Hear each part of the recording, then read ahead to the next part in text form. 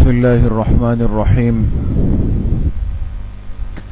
الحمد لله وكفى وسلام على عباده الذين اصطفى، خصوصا على سيد الرسل وخاتم الأنبياء وعلى آله وأصحابه الأتقياء. أما بعد فأعوذ بالله من الشيطان الرجيم. بسم الله الرحمن الرحيم. لقد كان لكم في رسول الله أسوة حسنة لمن كان يرجو الله واليوم الآخر. وقال رسول الله صلى الله عليه وسلم: من أحب سنتي فقد أحبني ومن أحبني كان معي في الجنة. يا رب صل وسلم دائما أبدا على حبيبك خير الخلق كلهم. تمام حضرات ایک مرتبہ محبت سے درود شریف پڑھ لیں. اللهم صل على محمد وعلى آل محمد كما صليت على إبراهيم وعلى آل إبراهيم إنك حميد مجيد. اللهم بارك على محمد وعلى آل محمد كما باركت على إبراهيم وعلى آل إبراهيم إنك حميد مجيد. میرے انتہائی قابل قدر دوستو، بھائیوں اور بزرگوں، اللہ تبارک و تعالی کا یہ بہت بڑا کرم اور احسان ہے کہ الحمدللہ آج سیرت طیبہ کے اس مبارک سلسلے کی 18ویں مجلس ہے. اللہ پاک سب کے اس آنے کو، اس بیٹھنے کو، سننے اور سنانے کو اپنی بارگاہ عالیہ میں قبول فرمائے اور ہم سب حاضرین و حاضرات کے ظاہر اور باطن کی اصلاح کا ذریعہ بنائیں. آپ حضرات کے سامنے یہ بات شروع ہوئی تھی کہ جناب نبی کریم صلی اللہ علیہ وسلم کی بعثت جس زمانے میں ہوئی ہے اس زمانے کو کہتے تھے زمانہ جاہلیت. اس کو زمانہ جاہلیت کہا گیا. اور بعثت آپ کی کہاں پر ہوئی؟ جزیرۃ العرب میں آپ کی بعثت ہوئی. جب آپ علیہ السلام دنیا میں تشریف لائے تو آپ کی ولادت سے لے کر آپ کی وفات تک یہ کل آپ کی زندگی کا کتنا عرصہ بنتا ہے؟ 63 سال. کل عمر مبارک آپ کی 63 سال ہے. 63 سالہ زندگی کو ہم نے تقسیم کیا 3 حصوں پر. پہلا حصہ وہ تھا جو آپ کی ولادت سے لے کر آپ کی بعثت تک. جس سال آپ کو نبوت ملی تو آپ کی عمر مبارک کتنے سال تھی؟ 40 سال. تو زندگی کا پہلا حصہ وہ ہوا جو ولادت سے لے کر بعثت تک، اور اس کی کل مدت کتنے سال ہے؟ 40 سال. دوسرا حصہ وہ ہے جو آپ کی بعثت یعنی نبوت ملنے سے لے کر آپ کی ہجرت تک. آپ جب مدینہ طیبہ ہجرت فرما کے تشریف لے گئے تو بعثت سے لے کر کے ہجرت تک کا یہ عرصہ کتنے سال کا بنتا ہے؟ 13 سال. یہ ابھی تک جو ہم بات کر رہے تھے پچھلی مجلسوں میں یہ انہی 13 سالوں میں چل رہے تھے نا، آپ کے ذہن میں ہونا چاہیے. تو نبوت ملنے سے لے کر کے ہجرت تک کا کل عرصہ کتنے سال ہے؟ 13 سال. یہ 13 سال آپ نے مکہ مکرمہ میں گزارے، اس لیے ان 13 سالوں کو کہتے ہیں مکی زندگی. اس کو کون سی زندگی کہتے ہیں؟ 13 سالہ مکی زندگی کو ہم نے تقسیم کیا تھا کتنے مرحلوں پر؟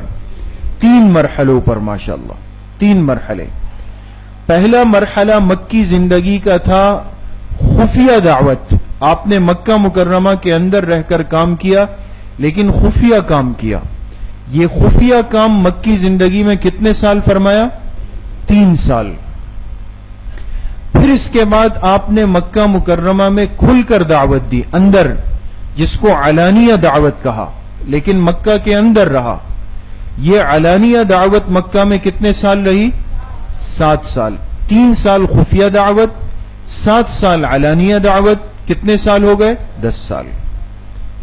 پھر اس کے بعد 3 سال آپ علیہ السلام نے علانیہ دعوت دی اور آپ مکہ سے باہر نکل گئے، طائف چلے گئے، جس کی تفصیل آپ کے سامنے آئی. تو وہ علانیہ دعوت مکہ سے باہر وہ کتنے سال رہی؟ 3 سال. تو 10 کے ساتھ 3 ملائے تو کتنے ہو گئے؟ تو مکی زندگی کے کل سال کتنے ہیں؟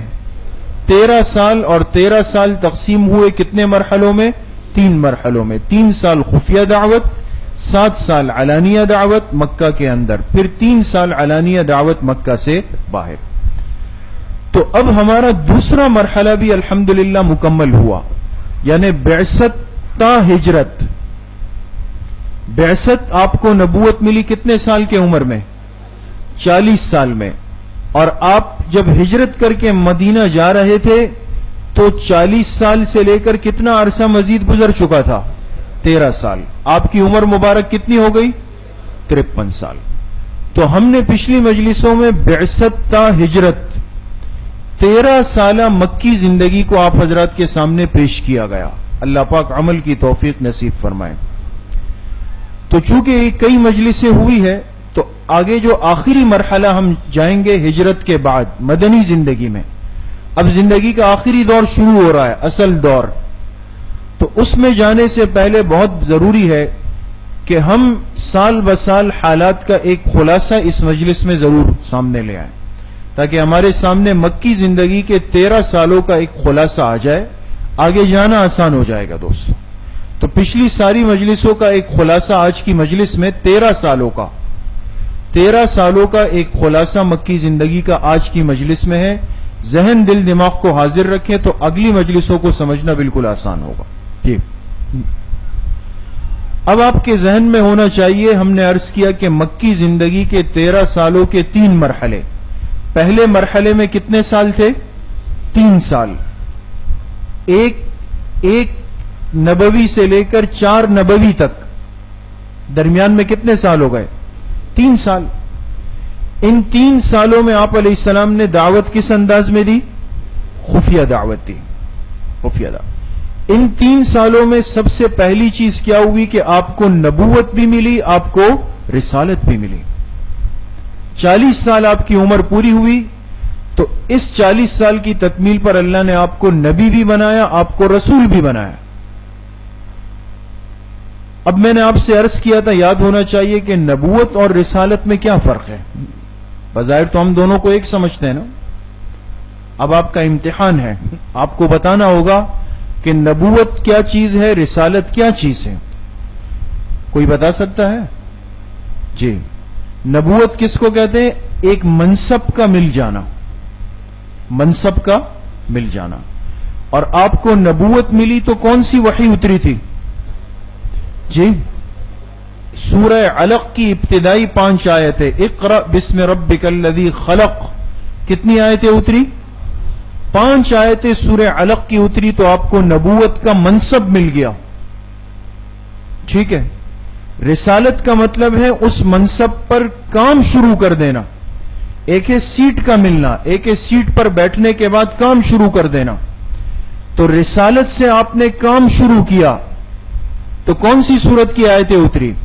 سورہ مدثر کی 7 آیتیں، یا ایھا المدثر قم فانذر وربک فکبر، 7 آیتیں اتری۔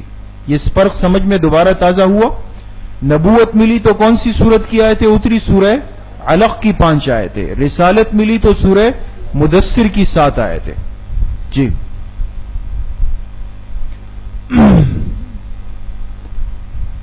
یہ دیکھ رہے ہیں آپ، یہ مسجد حرام ہے، نظر آ رہا ہے؟ یہ ہے مسجد حرام۔ آپ علیہ الصلوۃ والسلام پر جب وحی اتری تو آپ کہاں پر تھے؟ غار حرا میں۔ غار حرا میں آپ علیہ الصلوۃ والسلام پر سب سے پہلی وحی اتری ہے نا، غار حرا میں آپ کے سامنے آیا، جبرائیل علیہ السلام آئے غار حرا میں، سورہ علق کی پہلی 5 آیتیں آپ علیہ السلام پہ اتار دی۔ جی، یہ ہے وہ پہاڑ جس میں غار حرا واقع ہے۔ جی، یہ بالکل وہ غار پہلے بھی آپ کے سامنے آ چکا ہے۔ یہ سفید سفید پتھر جو رکھے ہوئے، یہ اندر غار کی گہرائی میں ہے، بہت سارے لوگ یہاں تک پہنچ جاتے ہیں ہمت کر کے۔ یہ وہ غار ہے جس میں آپ علیہ السلام پر جبرائیل علیہ السلام سورہ علق کی یہ 5 آیتیں لے کر اترے تھے۔ جی جی، ایک بات ہو گئی۔ تو مکی زندگی کے پہلے 3 سالوں میں آپ کو نبوت اور رسالت ملی. دوسری بات، سابقین اولین، ان 3 سالوں میں خفیہ دعوت دی گئی. سب سے پہلے اسلام لانے والے کون تھے؟ آپ علیہ السلام پر. اس لیے کھل کے تو دعوت کا کام ہو نہیں رہا تھا، چھپ کے ہو رہا تھا. تو اس خفیہ دعوت کے نتیجے میں وہ کون سے خوش نصیب تھے جو سب سے پہلے اسلام کے دائرے میں داخل ہوئے؟ ان کو کہتے ہیں سابقین اولین. جی 4 نام آپ کے سامنے آئے. سب سے پہلے آپ کی زوجہ مطہرہ حضرت خدیجہ رضی اللہ عنہا، یہ آپ پر ایمان لائے. پھر آپ کے چچزاد بھائی حضرت علی رضی اللہ عنہ. پھر آپ کے آزاد کردہ غلام حضرت زید رضی اللہ عنہ. پھر آپ کے قریبی دوست اور ساتھی حضرت ابو بکر رضی اللہ عنہ. یہ چاروں سب سے پہلے اسلام لانے والوں میں شامل ہے. اب میں نے اس وقت آپ سے عرض کیا تھا کہ ان چاروں میں پھر پہلے کون ہے؟ کسی نے کہا یہ، کسی نے کہا یہ. ان پر تو اتفاق ہے کہ سب سے پہلے کون ہے؟ حضرت خدیجہ ہے. لیکن پھر ان تینوں میں پھر کون آیا؟ تو کسی نے ان کا نام لیا، کسی نے ان کا، کسی نے ان کا. وہ کوئی بڑی بات نہیں ہے. حضرت علی بچوں میں ایمان لائے، غلاموں میں، اور یہ بڑے بالغ مردوں میں ایمان لائے. یہ سابقین اولین ہو گئے. جی تیسری بات، 3 سالوں میں مختلف طبقات اور قبائل. خفیہ دعوت کے نتیجے میں 4 افراد سب سے پہلے اسلام لائے، اور اب آہستہ آہستہ چھپ چھپ کر مختلف طبقات میں، مختلف قبائل میں کام شروع ہوا. آپ کے سامنے بات آئی تھی کہ مکہ مکرمہ مسجد حرام میں مرکز قائم ہوا اس خفیہ دعوت کا. اس کو کیا کہتے تھے؟ دار ارقم. یہ صحابی تھے حضرت ارقم رضی اللہ عنہ. ان کا گھر بالکل صفا کے پاس تھا، ابھی آ جائے گا. وہاں پر مرکز قائم ہوا، اور ان کا گھر حضور نے کیوں منتخب کیا اس کے اسباب آپ کے سامنے آ گئے تھے اس مجلس میں. اس کی کئی وجوہات تھی. تو اس دار ارقم میں رہ کر مختلف طبقات اور قبائل کے افراد سے ایک ایک کر کے ملاقات ہوتی تھی، ایک ایک کر کے. اور گنتی کے لوگ آہستہ آہستہ آہستہ اسلام میں داخل ہو رہے تھے. یہ مکی زندگی کے 3 سالوں کی باتیں ہو رہی ہے، ذہن میں رکھے. آپ کو نبوت اور رسالت ملی، سب سے پہلے 4 افراد اسلام میں آئے، اور پھر خاموشی سے مختلف طبقات اور قبائل میں دین کی دعوت چلی. جی اب دیکھیں، یہ مکہ مکرمہ کا ایک نقشہ ہے. یہ دیکھ رہے ہیں، یہ سیاہ نقطہ کس پہ؟ یہ خانہ کعبہ ہے نا. یہ آپ کے سامنے مختلف جگہ بنی ہوئی ہے. دار خدیجہ ہے، دار عباس ہے. یہ دیکھ رہے ہیں، یہ کیا لکھا ہوا ہے؟ دار ارقم، جس کی طرف بلو لکیر آ گئی ہے. یہ ہے دار ارقم. یہ اس صحابی کا گھر ہے جو سب سے پہلے دین کی دعوت کا مرکز بنا. اس صحابی کا نام کیا ہے؟ حضرت ارقم رضی اللہ عنہ. یہ صفا کے پاس تھا. یہ دار ارقم جو سب سے پہلے مرکز ایمان بنا. جی اچھا، اب اگلا مرحلہ ہم نے پڑھا. 3 سال خفیہ دعوت چلی، گنتی کے لوگ اسلام میں داخل ہوئے. دوسرا مرحلہ سن 4 تا 11 نبوی. یہ کل کتنے سال ہو گئے؟ 7 سال. ان 7 سالوں میں آپ علیہ السلام نے علانیہ کھل کر دعوت دی، لیکن مکہ مکرمہ کے اندر دعوت دی. سب سے پہلے آپ نے دعوت کا کام کن سے شروع کیا؟ آپ نے رشتہ داروں کو دعوت دی. سن 4 نبوی میں سب سے پہلے اپنے رشتہ داروں کو آپ نے دعوت رکھی. اپنے قریبی رشتہ داروں کو آپ علیہ الصلوۃ والسلام نے جمع فرمایا. سب جمع ہو گئے. آپ کے سامنے بات آئی تھی. تھوڑا سا کھانا حضرت علی رضی اللہ عنہ نے پیش کیا، اور کئی افراد تھے، وہ سب کے لیے پورا ہو گیا. تو ابو لہب نے فوراً کہا کہ دیکھو یہ جادوگر ہے، اتنا سا کھانا سب کے لیے کافی ہو گیا، یہ اب تم پہ جادو کرے گا، کھڑے ہو جاؤ. تو پہلے دن جو مجلس لگی اس میں حضور علیہ السلام کو دعوت دینے کا موقع نہیں مل سکا. اگلے دن پھر مجلس لگی، اور اگلے دن آپ علیہ الصلوۃ والسلام نے ان کو دعوت دی، اور ان سے آپ علیہ الصلوۃ والسلام نے کھل کر بات کر لی. اس کے بعد پھر آپ نے اپنی قوم کو دعوت دی. پہلے رشتہ داروں کو، پھر قوم کو. قوم کو دعوت دینے کے لیے آپ کس پہاڑ پہ چڑھے تھے؟ کوئی بتا سکتا ہے؟ صفا کی چوٹی پر، صفا کی پہاڑی پر آپ تشریف لے گئے. اور وہاں کھڑے ہو کر آپ نے ایک آواز لگائی تھی، یا صباحا.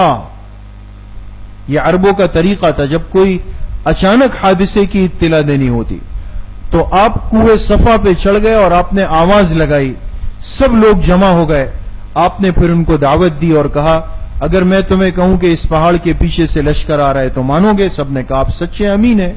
تو جب آپ نے دعوت دی تو ابو لہب نے نعوذ باللہ یہ کہا تھا، تبا لک یا محمد الہذا جمعتنا، کہ اے محمد آپ کے ہاتھ ٹوٹ جائیں، نعوذ باللہ آپ نے ہمیں اس لیے جمع کیا. اسی موقع پر اللہ پاک نے کون سی سورت اتاری؟ سورہ لہب، تبت یدا ابی لہب وتب. اللہ نے فرمایا ابو لہب کے ہاتھ ٹوٹ جائے، اور پھر یہ عبرتناک انجام سے دوچار ہوا. تو رشتہ داروں کو دعوت دی، پھر قوم کو دعوت دی صفا پہاڑ پہ چڑھ کے. جی اب یہ دیکھ رہے ہیں آپ حضرات، یہ مسجد حرام ہے، یہ ایرو آئے، یہ لکھا ہے دار ابی طالب. یہ وہ گھر تھا جس میں آپ علیہ السلام نے رشتہ داروں کو دعوت دی تھی، کھانے کی دعوت دی، اور یہاں آپ نے اپنے رشتہ داروں سے بات کی. جی جی یہ آپ دیکھ رہے ہیں، یہ مسجد حرام کا ایک نقشہ ہے، یہ اس کے مختلف گیٹ ہے. یہ جس گنبد پر دائرہ بنا، یہ صفا کے اوپر گنبد بنا ہوا ہے. کس کے اوپر بنا ہوا ہے؟ صفا. یہ صفا مروہ کی پٹی جا رہی ہے پوری. یہ صفا ہے، یہاں سے سعی کرتے ہیں، مروہ جاتے ہیں، پھر مروہ سے صفا. اسی گنبد کے نیچے صفا کی پہاڑی کا ایک ٹکڑا آج بھی موجود ہے. اس جگہ پہ کھڑے ہو کر آپ علیہ السلام نے قوم کو دعوت دی. یہ دیکھیں، یہ وہ ٹکڑے کے آثار ہیں، اب تو بہت کم رہ گیا ہے. یہ صفا پہاڑ کا ایک ٹکڑا ہے، اس پہ کھڑے ہو کر آپ نے اپنی قوم کو آواز دی تھی. جی یہ اس پہاڑی کے آثار ہے صفا کے، اور اسی کے نیچے حضرت ارقم رضی اللہ عنہ کا گھر بھی تھا جو سب سے پہلے ایمان کا مرکز بنا، اور یہی کھڑے ہو کر آپ نے اپنی قوم کو دعوت دی ہے. جی جی یہ ہے عرب کا ایک نقشہ. اب آپ علیہ السلام نے قوم کو دعوت، رشتہ داروں کو دعوت دی، قوم کو دعوت دی. اب اس کے بعد آپ باہر نکلے، اور عرب میں مشہور بازار لگتے تھے. یہ ہے عکاظ، یہ ایک بڑا مشہور، یہ ہے مجنہ، اور یہ ہے ذو مجاز. یہ نام آپ کے سامنے بار بار آئے. یہ عرب کے زمانے جاہلیت کے 3 مشہور بازار، مشہور منڈیاں، عکاظ، مجنہ اور ذو مجاز. یہ لوگ آتے تھے یہاں پہ 20 دن، یہاں 10 دن، یہاں 8 دن. 20، 10 اور 8 کتنے ہو گئے؟ 38 دن. اس 38 دنوں کو ترتیب سے گزار کر یہاں سے حج کے لیے چلے جاتے تھے. تو ان 3 بازاروں میں آپ علیہ السلام نے پھرنا شروع کیا اور لوگوں کو کھل کر دعوت دینا شروع کی. آپ جاتے تھے، لوگوں سے بات کرتے تھے.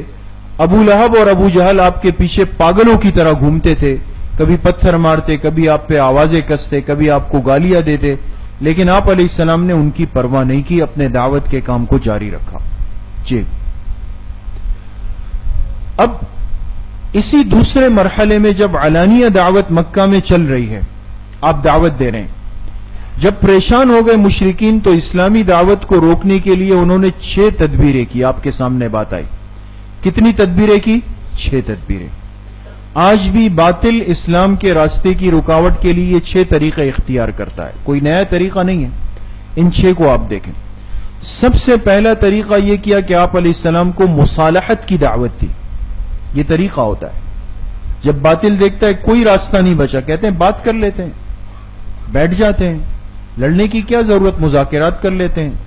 آپ علیہ السلام کو مصالحت کی دعوت دی.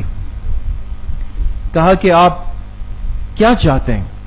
آپ بادشاہت چاہتے ہیں، آپ عورت چاہتے ہیں، آپ مال چاہتے ہیں، جو چاہتے ہیں تو بیٹھ کے بات کر لیتے ہیں، طے کر لیتے ہیں.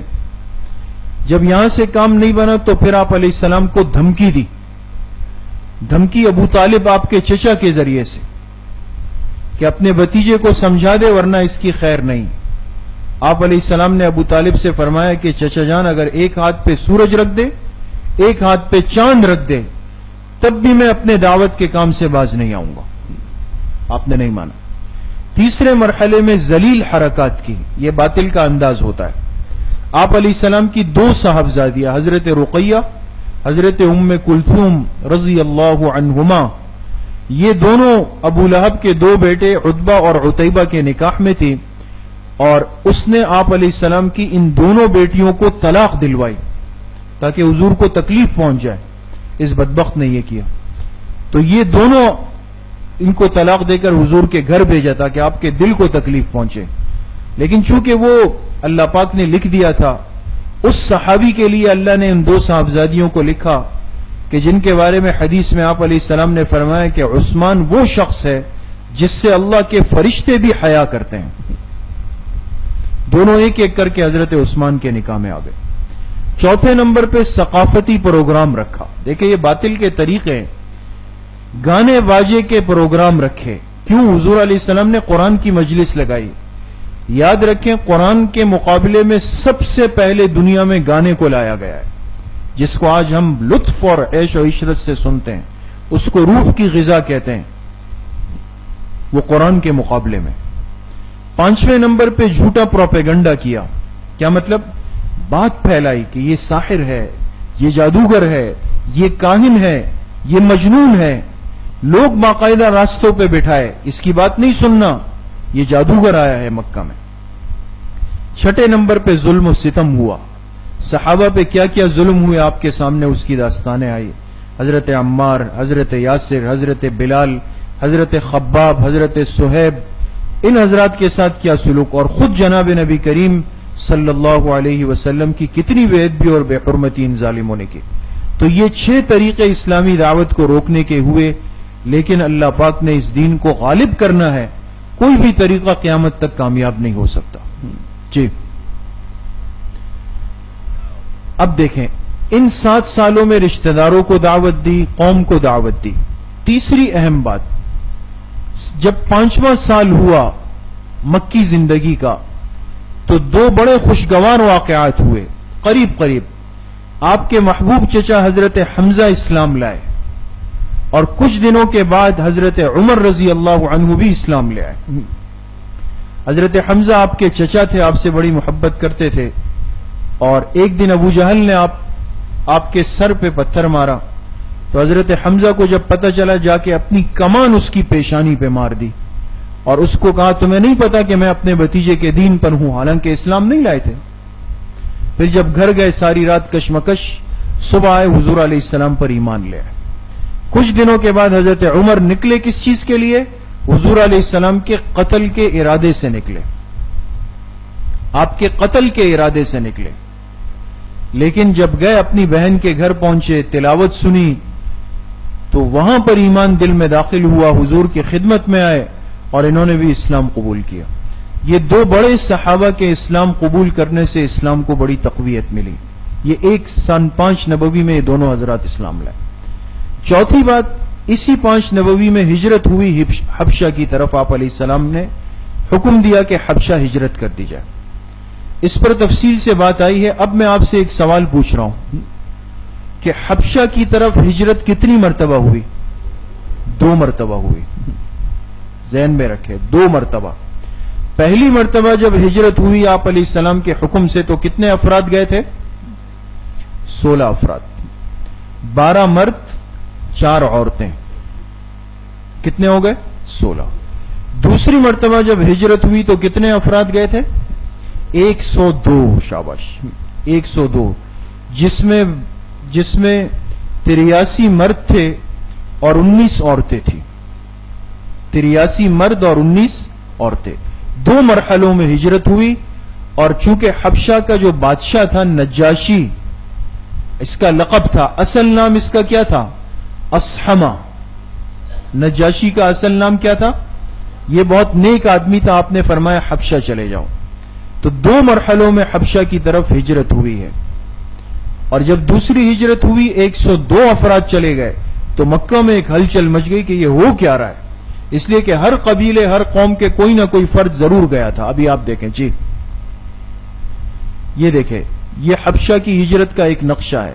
یہ مکہ مکرمہ ہے، یہاں سے صحابہ پہنچے. یہ شعیبہ ہے، یہ جدہ کی بندرگاہ ہے. یہاں سے کشتی میں بیٹھ کر یہاں آ گئے. یہ مصوع، یہ حبشہ کی بندرگاہ ہے. یہاں سے آ گئے. یہ اکسوم، یہ وہاں کا دارالحکومت ہے. نجاشی یہاں کے تخت پر بیٹھا ہوا تھا، تو صحابہ یہاں سے چل کر یہاں کشتی میں بیٹھے، یہاں اترے، پھر اکسوم پہنچ گئے. جی 102 افراد دوسرے مرحلے میں حبشہ گئے. یہ کون کون سے قبائل کے تھے اس کو مختصراً دیکھ لیں دوستو. یہ بنو حارث سے 8 افراد حضرت ابو عبیدہ ابن جراح کی قیادت میں. یہ بنو عامر سے بھی 8 افراد عبداللہ ابن مخرمہ کے ساتھ. یہ بنو عدی سے 5 افراد، بنو مخزوم سے 2 افراد، بنو تیم سے 6 افراد، بنو سہم سے 11 افراد، بنو جمح سے 13 افراد، عبد العزہ سے 11 افراد، بنو عبد الدار سے 5 افراد، بنو زہرہ سے 4 افراد، بنو ہاشم سے کل 2 افراد، بنو نوفل سے 1 فرد گیا، بنو امیہ سے 8 افراد گئے. تو آپ اگر غور کریں ہر قوم قبیلے کے کوئی نہ کوئی افراد ضرور گئے، تو ہر خاندان پریشان ہوا کہ یہ ہو کیا رہا ہے ہمارے ساتھ. جی اب مکہ مکرمہ کے درمیان کے 7 سالوں میں بات چل رہی ہے، ذہن میں رکھے. علانیہ دعوت، رشتہ داروں کو دعوت دی، قوم کو دعوت دی. حضرت حمزہ حضرت عمر اسلام لائے. ہجرت حبشہ 2 مرحلوں میں ہو گئی. آخر میں ایک واقعہ پیش آیا کہ آپ علیہ الصلوۃ والسلام اور صحابہ کا معاشرتی بائیکاٹ کیا گیا. قریش نے بیٹھ کر فیصلہ کیا کہ یہ لوگ قابو میں نہیں آ رہے، ان کا بائیکاٹ کریں گے. کیا مطلب؟ ان سے خرید و فروخت نہیں ہوگی، ان کو نہ رشتہ دیں گے نہ ان سے رشتہ لیں گے، نہ ان کو کوئی اپنا گھر بیچے گا نہ اپنے گھر میں پناہ دے گا. یہ معاشرتی بائیکاٹ کل کتنے سال چلا تھا؟ 3 سال چلا، بڑی تکلیفوں اور آزمائشوں میں. اور آپ علیہ الصلوۃ والسلام صحابہ کو لے کر ایک گھاٹی میں چلے گئے. یہ گھاٹی، اس گھاٹی کا نام کیا تھا؟ شعب ابی طالب. اس شعب ابی طالب میں یہ 3 سال بڑی تکلیفوں اور آزمائشوں میں گزرے. دودھ پیتے بچے معصوم روتے تھے راتوں کو، کوئی ان کو کچھ کھلانے پلانے والا نہیں تھا. اگر کوئی کوشش کر کے کوئی چیز لاتا تو ابو جہل بدبخت کھڑا ہوتا، اس کو منع کر دیتا تھا. تو یہ بڑے تکلیف کے 3 سال گزرے. پھر اللہ پاک نے انہی میں سے کچھ نوجوان اٹھائے قریش میں سے، انہوں نے کہا ہم یہ چیز برداشت نہیں کرتے، اور اس بائیکاٹ کا انہوں نے خود خاتمہ کیا. اس کی تفصیل آپ کے سامنے آ چکی ہے. جی یہ دیکھیں، یہ مسجد حرام ہے. اس سے یہاں آپ آئیں گے، درمیان سے صفا مروہ کے درمیان سے راستہ نکلا ہے. یہ جو درمیان میں آپ کو گہری جگہ نظر آ رہی ہے نا، کھدائی ہوئی ہے، یہ شعب ابی طالب یہاں پر تھا. یہ وہ گھاٹی ہے جہاں حضور علیہ الصلوۃ والسلام نے کتنے سال گزارے؟ 3 سال گزارے. جی اب دیکھیں، ان 7 سالوں میں رشتہ داروں کو دعوت، قوم کو دعوت. حضرت حمزہ حضرت عمر اسلام لائے، حبشہ ہجرت ہوئی، معاشرتی بائیکاٹ 3 سال ہوا.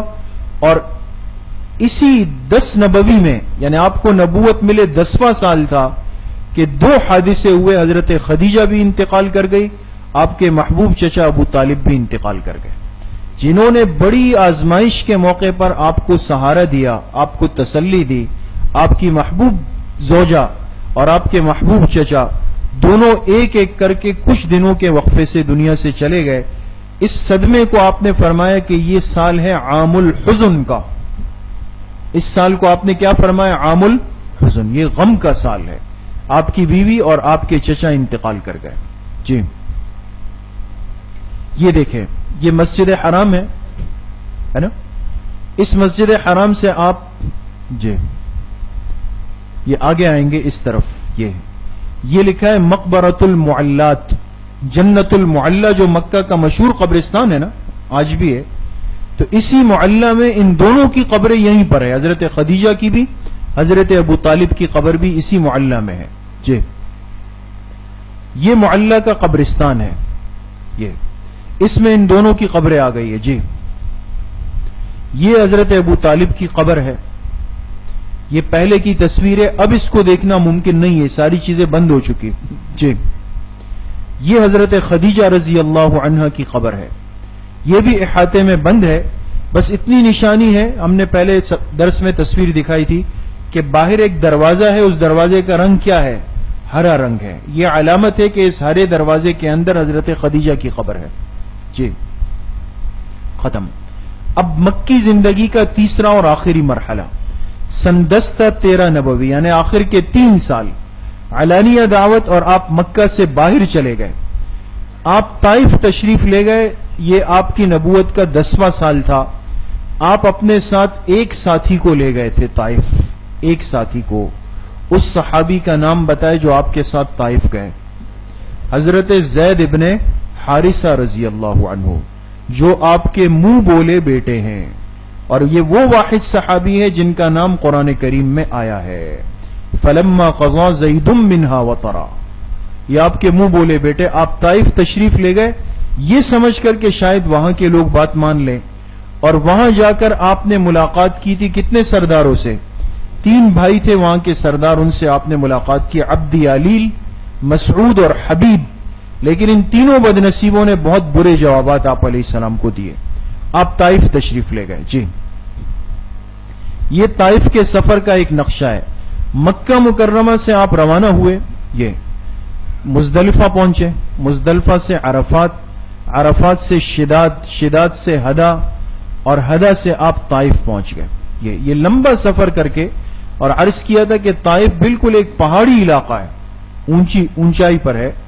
آپ یہاں طائف تشریف لے گئے. جی، لیکن بجائے وہاں کے لوگوں نے بات ماننے کی، آپ کی بے احترامی کی، آپ کو پتھر مارے، آپ کے جوتے مبارک خون سے بھر گئے. حضرت زید اپنا جسم پیش کرتے تھے تاکہ مجھے لگ جائے. بہرحال آپ اس تکلیفوں سے ہوتے ہوتے ایک باغ میں داخل ہوئے تھے. انگوروں کا باغ تھا، اور اس انگوروں کے باغ میں ایک غلام کام کر رہا تھا. اس غلام کا نام کیا تھا؟ عداس. یہ عداس عیسائی مذہب پر تھا، عیسائی. اور یہ کہاں کا رہنے والا تھا؟ نینوا، حضرت یونس علیہ السلام. اس نے حضور کی خدمت میں انگور کا خوشہ پیش کیا، اور آپ علیہ الصلوۃ والسلام نے انگور کھائے، اس سے بات چیت کی. اور جب پتہ چلا تو اس نے پوچھا کہ آپ کہاں کے ہیں؟ اس نے کہا نینوا. حضور نے فرمایا وہاں تو میرے بھائی گزرے حضرت یونس علیہ السلام. کہا آپ کیسے جانتے؟ کہا وہ بھی نبی، میں بھی نبی ہوں. تو عداس اسی مجلس میں آپ پر ایمان لایا، مسلمان ہوا. یہ مسجد اس کے نام پہ بنی، اس کا نام مسجد عداس، طائف سے واپسی پر. جی جی، آگے طائف کے سفر سے واپسی ہوئی. اسی سفر سے واپسی پر جنات حاضر ہوئے، اس پہ بات آئی تھی.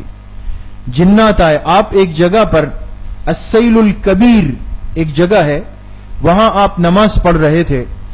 تو اس دوران جنات کا ایک وفد گزرا، کل 6 یا 7 جنات تھے. آپ سے ملاقات نہیں کی، قریبی درخت پر بیٹھے، آپ کا قرآن کریم سنا، اور قرآن کریم سن کر اسی جگہ ایمان لائے آپ علیہ السلام پر، لیکن آپ سے ملاقات نہیں کی. یہ بات آ گئی تھی.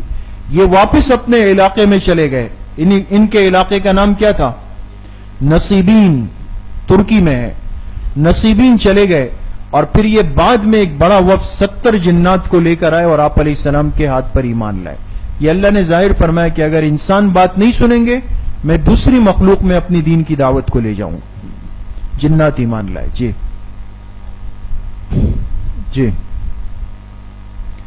یہ ہے جنات کہاں پر آئے تھے؟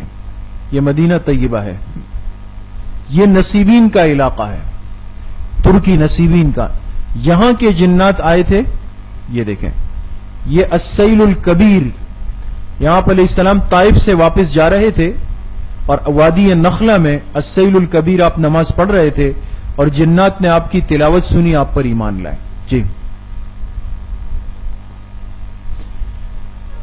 طائف کا سفر ہوا، جنات سے ملاقات نہیں ہوئی، جنات کی حاضری، وہ ایمان لائے، چلے گئے. اب آپ جب مکہ مکرمہ واپس آئے، آپ نے عرب قبائل کو اسلام کی دعوت شروع کی. آپ سے بات ہوئی تھی کہ عرب میں قبیلوں کا بڑا سسٹم ہے، آج تک ہے، اور یہ ہر عرب اپنے قبیلے پر فخر کرتا ہے. جیسے ہمارے ہاں قوم پر ہوتا ہے نا کہ میں فلاں قوم فلاں قوم فلاں قوم. عربوں میں قبیلوں کا رواج ہے کہ میں فلاں قبیلہ فلاں قبیلہ. عرب قبائل کو آپ نے اسلام کی دعوت دینا شروع کی. جی، یہ عرب جزیرت العرب کا ایک نقشہ ہے یہ، اور یہ اطراف کے جتنے علاقے ہیں یہاں پر عرب کے مختلف قبائل آباد تھے. یہ علاقے قبائل کے ہیں. انہی قبائل میں پھر کر یہ دیکھیں، یہ تغلب، یہ اسد، یہ عبس، یہ سلیم، سلیم مت پڑھیں، سلیم، یہ حجر، یہ فزارہ، یہ قریش، یہ جہینہ، یہ اوس، یہ خزرج، یہ ثقیف، یہ سعد، یہ ہذیل، یہ حضرموت، یہ ظفار، یہ بکر ابن وائل کا قبیلہ ہے، بنو حنیفہ، یہ بنو طے، یہ بنو غطفان، یہ بنو جدیلہ، یہ سارے قبائل میں آپ علیہ السلام نے پھر پھر کے اب دعوت کا کام شروع کیا قبیلوں میں۔ اب اس کے بعد ایک بڑا عظیم الشان واقعہ پیش آیا۔ جب آپ کی نبوت کا 11واں سال تھا، اللہ تعالیٰ نے آپ کو اپنے پاس آسمانوں پہ بلایا۔ معراج، اسراء اور معراج پر پوری ایک مجلس آپ کے سامنے آئی۔ اسراء کس سفر کو کہتے ہیں؟ زمینی سفر، مسجد حرام سے لے کر کے بیت المقدس یا بیت المقدس تک کے سفر کو کیا کہتے ہیں؟ اسراء۔ پھر بیت المقدس سے 7 آسمانوں اور اللہ کی ملاقات، اس سفر کو کیا کہتے ہیں؟ معراج۔ یہ واقعہ بھی 11 نبوی میں پیش آیا۔ جی، یہ ہے مسجد حرام۔ آپ علیہ الصلوۃ والسلام آرام فرما رہے تھے اپنی چچزاد بہن ام ہانی کے گھر پہ۔ ام ہانی کا حجرہ تھا یہاں پر چھوٹا سا، اس میں آپ آرام فرما رہے تھے، اور یہاں حضرت جبرائیل علیہ السلام آئے اور آپ کو اپنے ساتھ لے گئے۔ ام ہانی کے حجرے سے آپ کو حتیم لائے، یہاں آپ کے قلب مبارک کو غسل دیا گیا، اور یہاں سے آپ کو مسجد اقصی بیت المقدس روانہ کیا گیا۔ پہلا سفر جس سواری پر ہوا اس کو کیا کہتے ہیں؟ براق۔ دوسرا سفر جو آسمانوں پہ ہوا اس کو کیا کہتے ہیں؟ رفرف۔ جی، یہ ہے سفر معراج کا ایک نقشہ۔ مکہ مکرمہ سے آپ کو جبرائیل علیہ السلام نے لیا براق پہ، یہاں سے آپ روانہ ہوئے تو آپ کو راستے میں مختلف جگہوں پہ اتارا گیا۔ مدینہ طیبہ آپ کو اتارا، یہاں آپ نے 2 رکعت نفل پڑھے۔ یہاں سے عقبہ، یہ حضرت موسیٰ علیہ الصلوۃ والسلام کو جہاں نبوت ملی، کوہ طور، یہاں آپ اترے، 2 رکعت پڑھی۔ جی، یہاں سے آپ گئے القدس، بیت اللحم، جہاں حضرت عیسیٰ علیہ السلام کی ولادت ہوئی، یہاں اتر کے آپ نے 2 رکعت پڑھی، اور اسی کے قریب آپ القدس یعنی مسجد اقصی تشریف لے گئے۔ جی، یہ ہے گنبد صخرہ، جہاں معراج کی رات براق لے کر آپ کو اترا ہے۔ میں نے آپ سے عرض کیا تھا کہ فرق آپ ذہن میں رکھیں، یہ گنبد صخرہ الگ ہے اور مسجد اقصی الگ ہے، دونوں الگ الگ ہے ایک ہی احاطے میں۔ یہ وہ جگہ ہے جہاں معراج کی رات آپ پہنچے تھے، اور مسجد اقصی میں آپ نے تمام انبیاء کی امامت کروائی تھی۔ جی، یہ دیوار ہے، اس کو آج کل یہود کون سی دیوار کہتے ہیں؟ دیوار گریا، دیوار گریا۔ یہاں جمع ہو کر یہ لوگ روتے ہیں، کہتے ہیں ہمیں ہماری عظمت دوبارہ مل جائے۔ اور ہمارے لیے یہ جگہ اس لیے مبارک کہ یہ وہ جگہ ہے جہاں حضرت جبرائیل علیہ السلام نے حضور علیہ السلام کا براق باندھا تھا، اس دیوار کے پاس۔ جی، یہ اس گنبد سے نیچے وہ چٹان ہے، مبارک چٹان، جہاں حضور علیہ السلام معراج میں تشریف لے گئے۔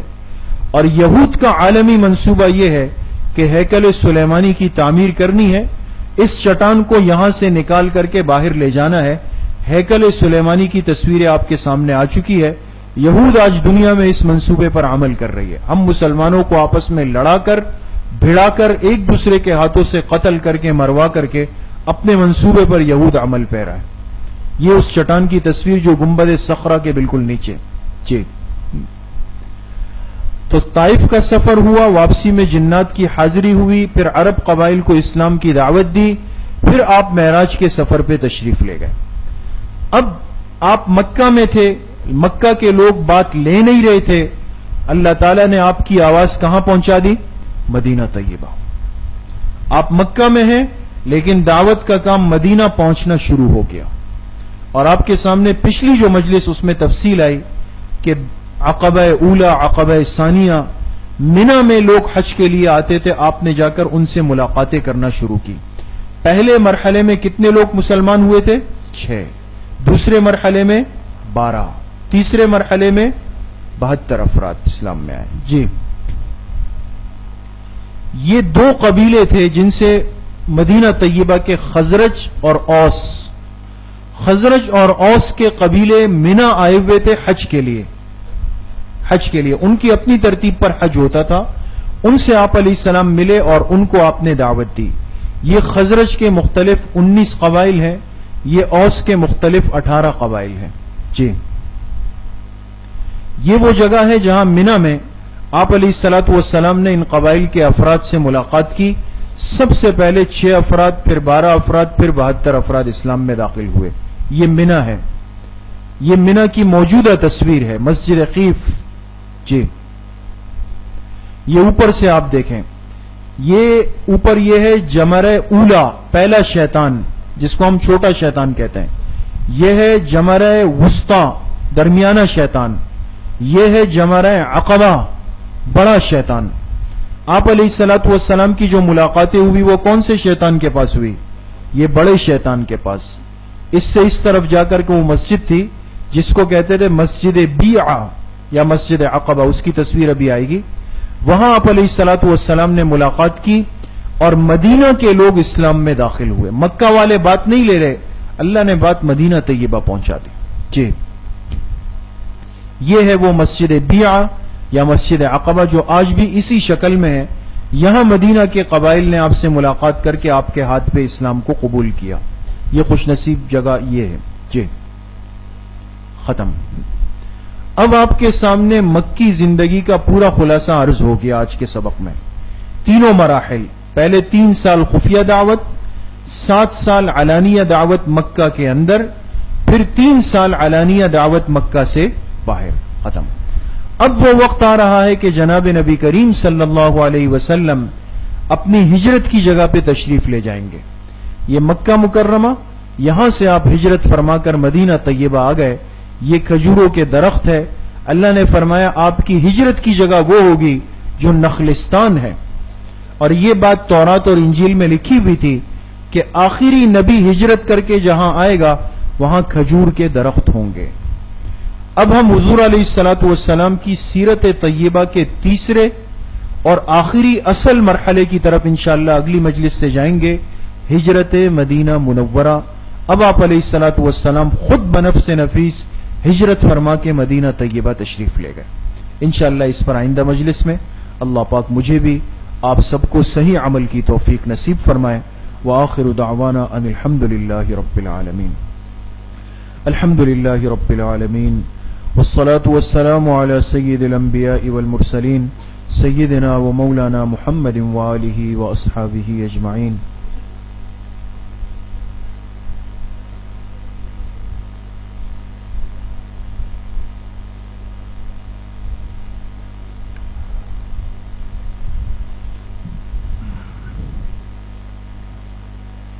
صلی اللہ وسلم علی نبینا محمد وعلی آلہ واصحابہ اجمعین برحمتک یا ارحم الراحمین.